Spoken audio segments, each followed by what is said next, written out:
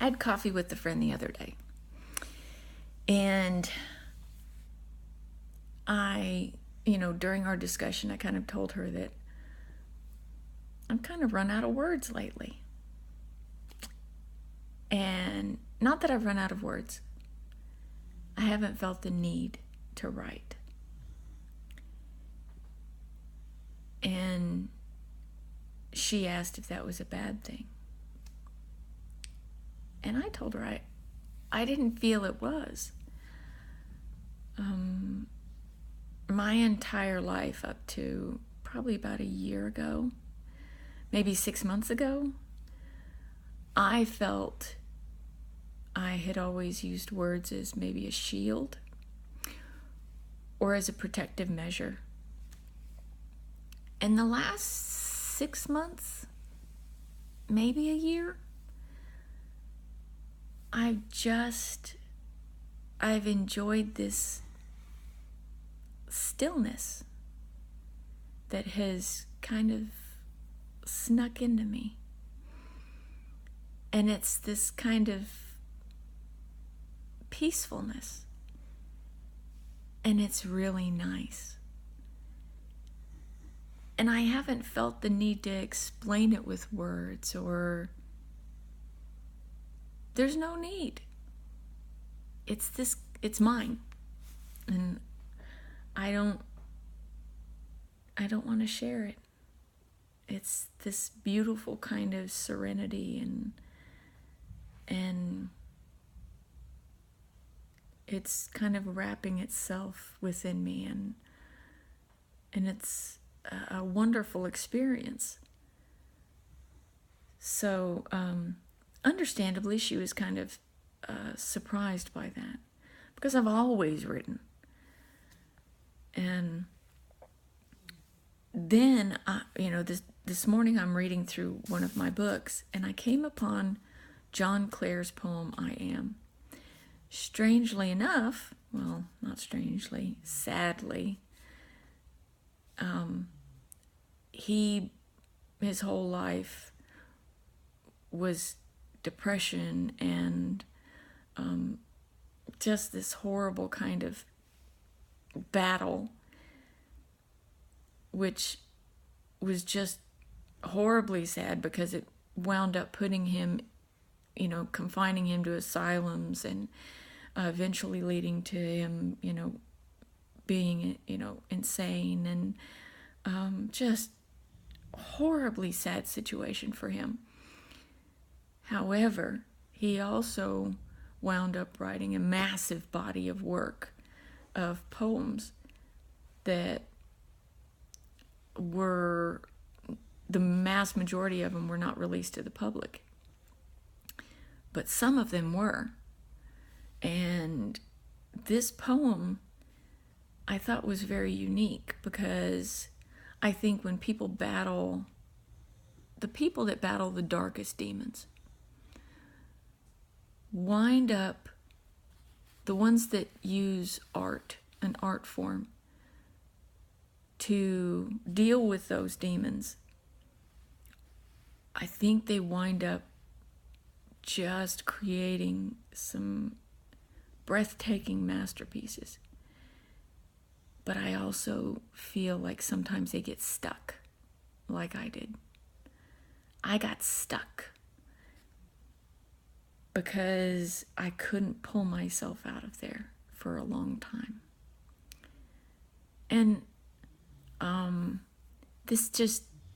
I feel like this small little piece is a good glimpse into it. And I feel like there are a lot of people that can connect with this piece. So I'll read it. I Am by John Clare, Clare. I am, yet what I am none cares or knows. My friends forsake me like a memory lost. I am the self-consumer of my woes. They rise and vanish in oblivious host, like shadows in love's frenzied stifle throes. And yet I am, and live like vapors tossed into the nothingness of scorn and noise, into the living sea of waking dreams, where there is neither sense of life or joys, but the vast shipwreck of my life's esteems. Even the dearest that I love the best, and strange, nay, rather stranger than the rest.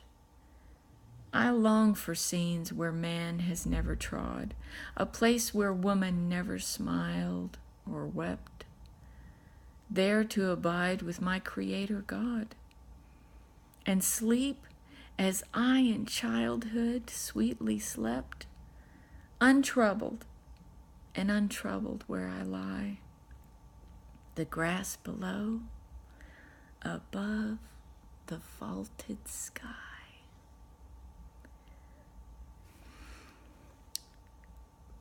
The impression that I get from this is what I think we all long for. And that is one moment of pure, untainted, untouched happiness. With no stress, no pressure, no time limits, no worry, nothing like that. But I think we all know that it's just a moment. There is no such thing as a life that is devoid of pressure, stress, a timeline. We all know that.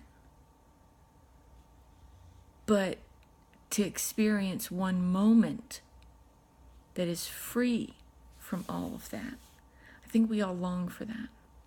And it's so weird because I just told Steve, my husband, the other day that